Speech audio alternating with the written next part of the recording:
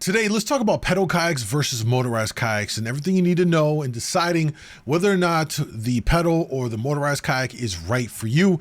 Welcome, my name is Michael, the ChiCityYaker, and if you're new here, I specialize in Lake Michigan kayak fishing content. And today's conversation is going to be specific to that conversation of, trolling for salmon and trout on Lake Michigan. And if you're interested in learning more about all this stuff, I got a great resource right here on my channel. Hit the subscribe button, check out all the videos, and hopefully it helps you out. Now, with that being said, let's jump into today's conversation here. Now, in the last few years, I myself have personally seen an uptick in kayak anglers either outfitting their pedal driven kayak with a motor, or in some instances, like myself, going to a fully functional integrated kayak that has a trolling motor. In this case, I'm talking about the Old Town Sportsman Autopilot. I have the 136. I got it when it first came out in 2020. I've been 3 years strong with it, and it's an amazing platform to fish from, specifically for Lake Michigan as well, for trolling and everything. But since this period, these last few years, there's been more and more people in our fishing, kayak fishing community and circles that have been adopting, either getting that kayak themselves, or again, as I said, taking their existing pedal driven kayak, outfitting it with a trolling motor to have that hybrid functionality, which is great, by the way. I love the concept of having access to both. But that being said, this conversation here, I think this is for those that are looking to get their first kayak or maybe upgrade a kayak and want the information to consider and help their direction on whether they're going to go with a pedal or a motorized kayak. And so that's the focus of all of this. And hopefully by the end of this video, you have all the information and things to consider, more importantly, for this thought. And even for some of you that have a pedal driven kayak, I think there's something in here for you as well, and might help your decision on making that investment to turn your existing kayak into a hybrid, motorized pedal driven kayak yourself. All right, so here we are. I've got the notepad opened up. You know what that means. We're going to run through line by line on some of these points to consider. And you'll also see here that I have the Old Town website pulled up. They make a fantastic line in their Sportsman series of kayaks that will fit your fishing needs for Lake Michigan. I really love the Big Water PDL 132. It's a pedal driven kayak. You also have the Sportsman Pedal 120 is another viable option. And then of course the fully integrated, first of its kind, Sportsman Autopilot with that Minn Kota trolling motor integrated. It's literally just dropped right into a slot. It's got spot lock on it as well.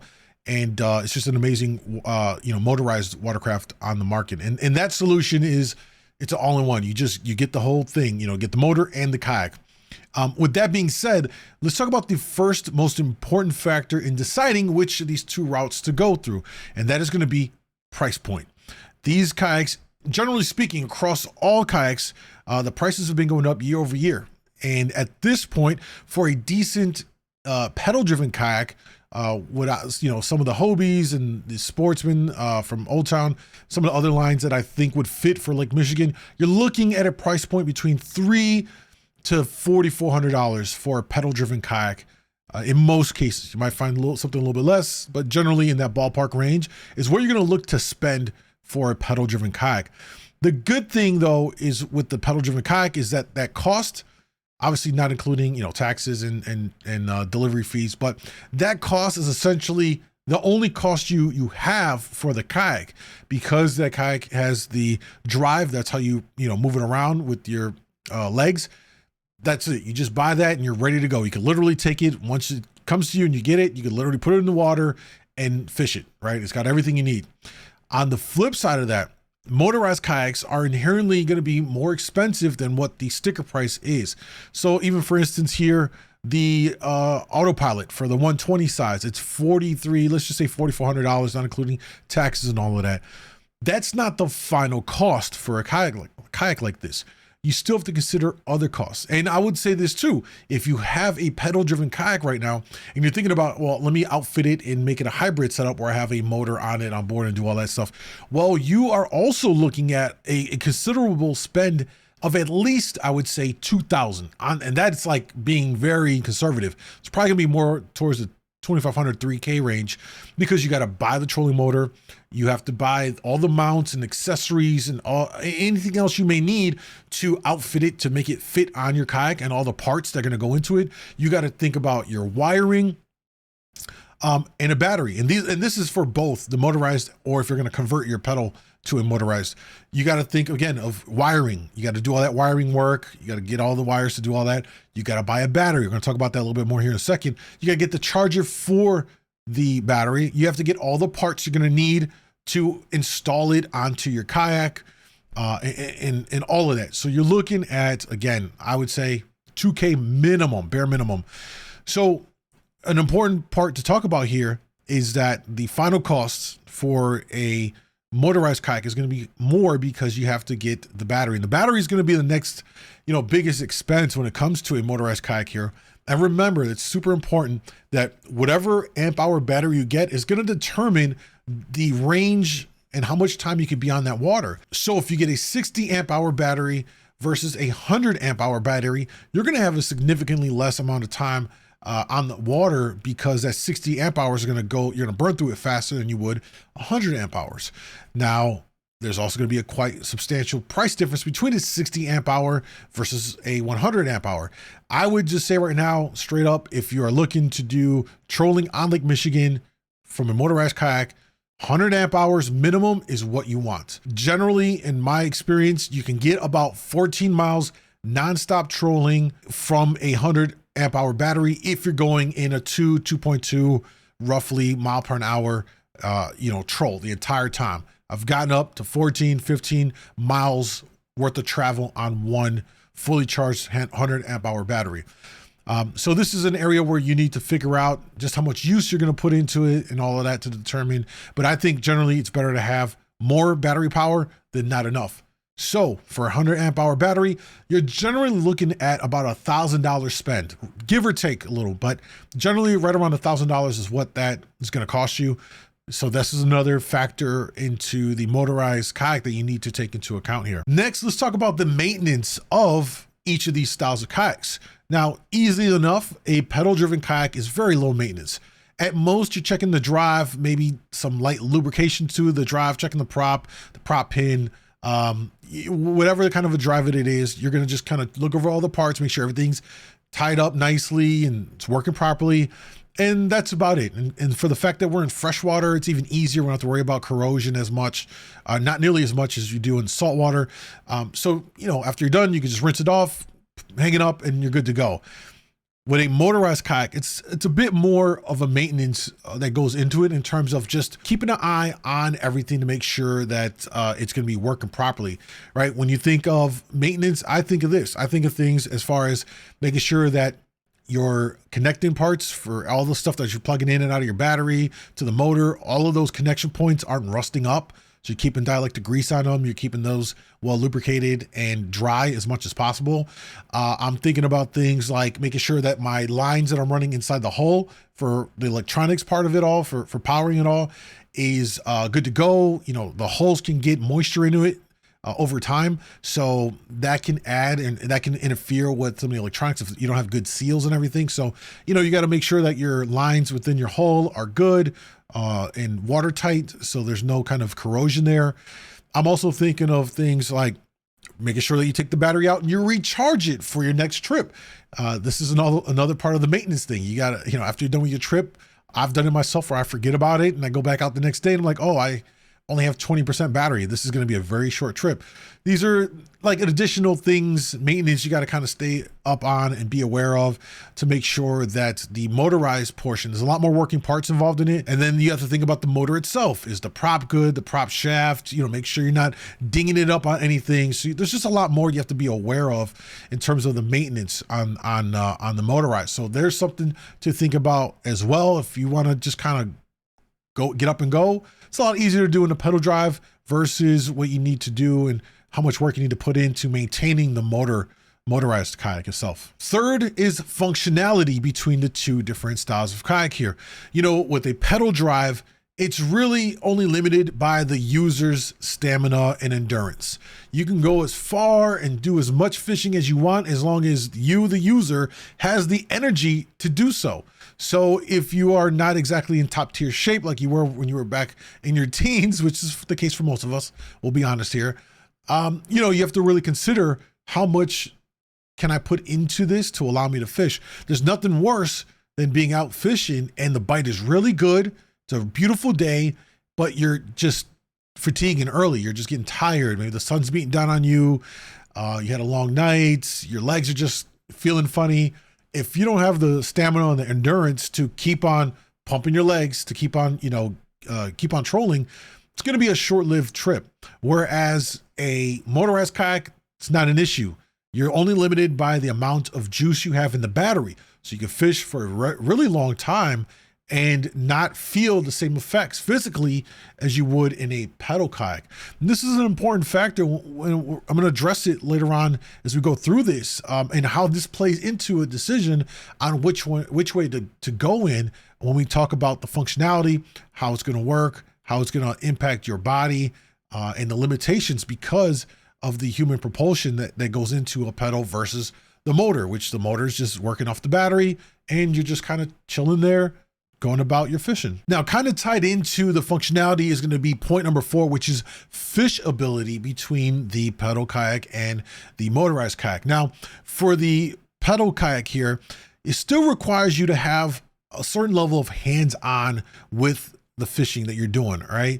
Sure, your legs are pumping you, moving you around, but a lot of times, and this happened to me countless times when I had a Hobie, is I'm pumping, I might be trying to set a line or do something with my line or dealing with a fish. It never fails that the rudder will just kind of shift around, and next thing you know, I'm going in a direction that I don't want to go to. So I have to stop what I'm doing with my hands and take one and put it back on the rudder to straighten me out or adjust me.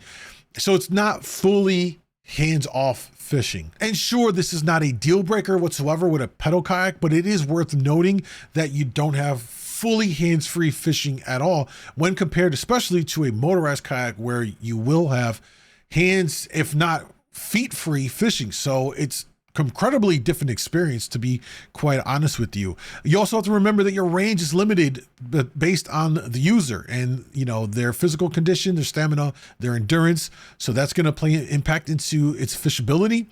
That fatigue can really limit how much you fish. So if you're not in pristine shape, then you might want to consider that into your decision making here, whether to go with a pedal or a motorized. If you're a little bit older in age, this could be another, big factor into your decision, whether or not to go with a pedal or a motorized kayak as well. Now, one thing that I do want to point out in terms of fishability, and even kind of like the functionality of a pedal driven kayak that isn't really talked about a lot, but this is something that's very important, which is that in a pedal driven kayak, because you're pedaling and you don't have a consistent cadence or you're also going into the currents, it impacts your movement speed. So a lot of us that are in pedals, or if you've been in a pedal kayak, if you're looking at your fish finder, you'll notice that your speed is always fluctuating. 2.20, 2.2, 2.1, 1.8. It's always jumping around because as you're pumping away, you're into the current, you got waves coming from different directions. There's a lot of factors that give you that variance in your speed, and that same variance is what gets you bit more often in a pedal driven kayak. This is something that a lot of us have noticed over time, that in a pedal kayak, because you have that variance in your speed, it obviously that translates over to the lures that are constantly shifting and adjusting their speed, speeding up, slowing down, doing this, doing that, turning. So this adds that variance, that erratic nature to the spoon, the plug, whatever it is you're pulling behind you. It gives it that X factor is what I would call it, that gets you more bites. So that is something to consider as well in this whole conversation about pedal versus motorized.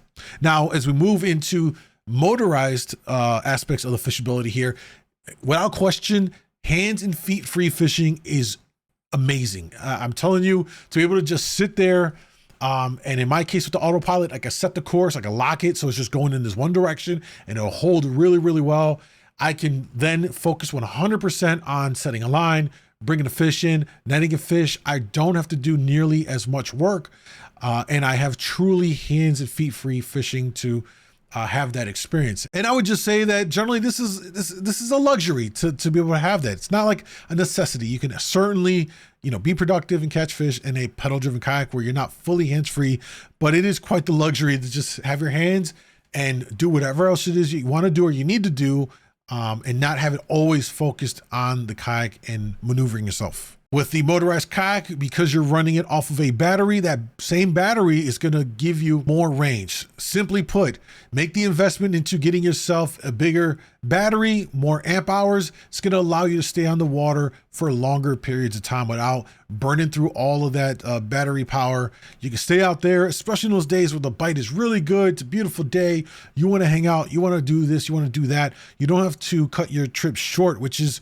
the worst thing I think all of us can experience is when we have to cut a trip short due to some reasons beyond our control. You want to enjoy yourself out in the water. So if you make that investment for the higher amp hour battery, it's going to give you more fishability. It's incredible what that will do for allowing you to stay on the water a lot longer, to keep your troll going. It definitely adds into catching fish. And it's important to note here that with a motorized kayak, you're going to have far less physical fatigue after fishing than you would out of a pedal driven kayak. You get to fish for more days out of your motorized kayak than you would out of your pedal kayak because of the physical aspect and the toll it takes on your body. So we'll talk about more of that here in a second. Now, as we talk about performance out of each kayak here, it's a couple of things we need to talk about. First, in terms of the pedal driven kayak itself, pretty self-explanatory here. It's designed to have the drive with that hull in the kayak, and it does what it does. Pretty straightforward here. However, for those of you that are looking to take your pedal-driven kayak and add a motor to it, this is where things get a little bit more tricky, and I want to point out, because I don't think it's always a point that folks are considering when they're going to convert their existing pedal-driven kayak to have a hybrid motor on there at all. One of the biggest things that I see that people don't pay attention to is that when you add the trolling motor to your pedal driven kayak, it was not designed to have that on board. It wasn't designed to, work like that. So you're going to have issues, or it can be a bigger issue, I should say, with the weight distribution that it throws off the balance of the kayak. I mean, if you add this big clunky trolling motor to the bow of your kayak here, that's a lot of weight. And a lot of times these kayaks will now start to dip forward. This isn't good because remember, we're on Lake Michigan. This is not like you're fishing on a little pond or a small lake. We're on a big body of water where there's going to be waves and currents and all that stuff. And I've seen friends of mine that have this set up on their kayaks, and when they go into a wave, that is so much more water coming over the bow into their kayak because that weight distribution is off. Sure, you can add something to the back like a torpedo or something like that, but again, this still adds weight and adds and changes the way that boat will pull through the water because it simply wasn't designed to work like that. So you got to factor that in. It's a big part of it, which is that weight distribution can have a big impact on how your kayak rides once you put that on board. Now, the difference here with a kayak like the autopilot that's built with the motor in mind is that its location is more centered in the kayak. It doesn't throw off the weight distribution. It's centered properly from where you're sitting at to where the trolling motor is. And also the trolling motor itself is probably going to be a lot less weight than what you would get from when a lot of people are buying these boat kind of trolling motors that make them into trolling motors for their kayaks. They might trim the shaft down a little bit or whatever the case may be. I think those tend to weigh a lot more. So that's additional weight you're adding onto your kayak here. These are all things you need to consider in the event that you tip over, something happens. You've got so much more weight on your kayak. So this is something from a safety perspective you need to take into account and be very mindful of when it comes to deciding whether or not you want to go the pedal route, the motorized route, or if you're going to take your current pedal kayak and change it and add the motor to it. Now let's end this conversation and talk about which one is right for you. Now, the pedal kayaks here, we're going to sum this all up. It's a lower cost to get into versus a motor, or by adding a motor to your existing pedal kayak here. I would say pedal kayaks are going to be great for anglers that are fishing on the weekends, once or twice a week, something to that effect. You're not doing it a whole lot.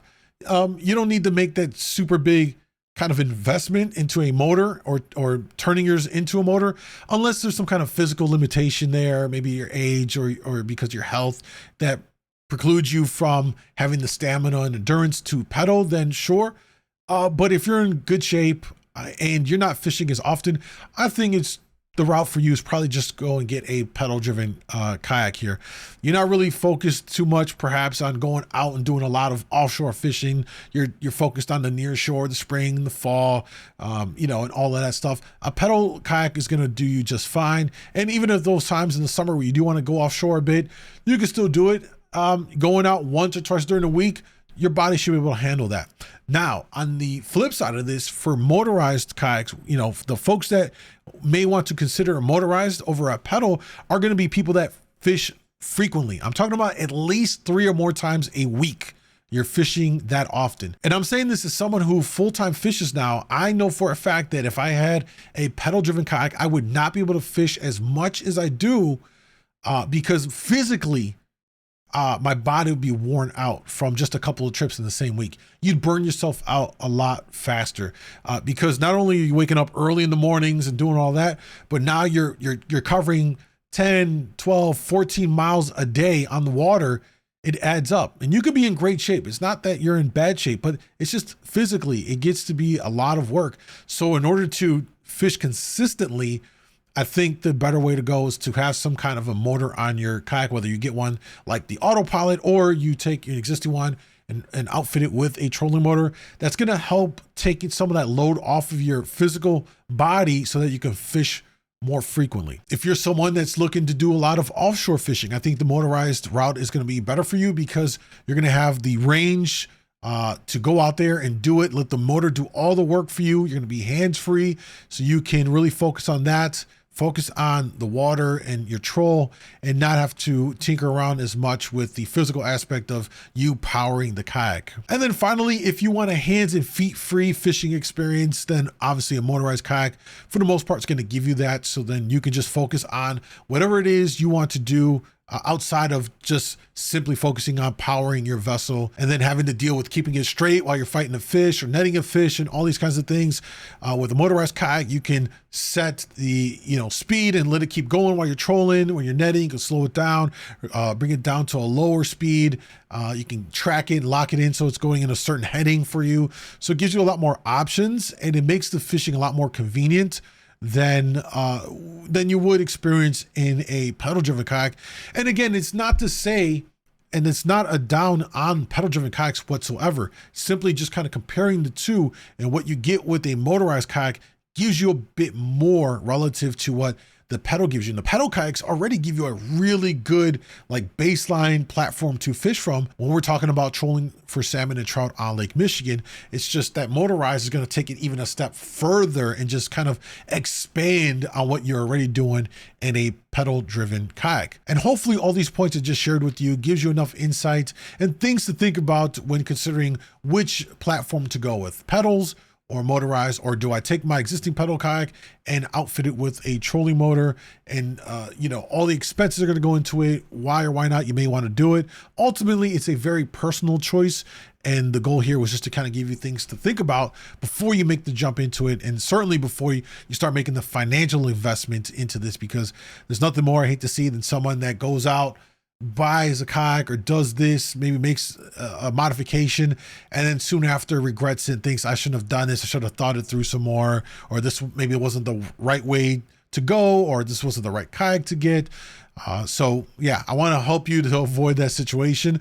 Let me know what you guys think down below in the comments about the pedal versus motorized. Again, it's something that I've seen. There's more and more people in my area here fishing Lake Michigan that are converting their existing kayak or just outright buying an autopilot for themselves, so they have the integrated all-in-one solution. I think it's going to be a growing trend because as we have to go out further and fish deeper for salmon in the summer months, or if we just want to extend our timetable out in the water, essentially the motor is what's going to allow us to do that and be able to do that more consistently day over day. Whereas in a pedal kayak, you're going to burn yourself out. A day can end short if you are experiencing maybe lower back pain, your legs are sore, you get tired on the water, and you're gonna call it after a few hours while everyone else is kind of still out there fishing, So again, things to think about. Let me know what you think. Thank you guys for watching. Don't forget to like and subscribe, and I'll talk to you guys in another video.